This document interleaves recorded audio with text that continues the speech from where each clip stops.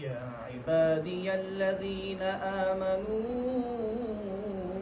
إن أرضي واسعة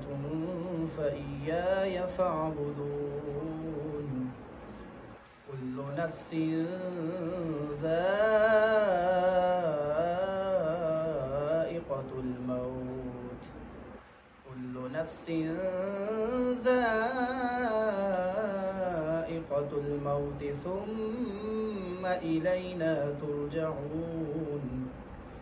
والذين آمنوا وعملوا الصالحات لنبوئنهم من الجنة غرفا تجري من تحتها الأنهار خالدين فيها نعم أجر العاملين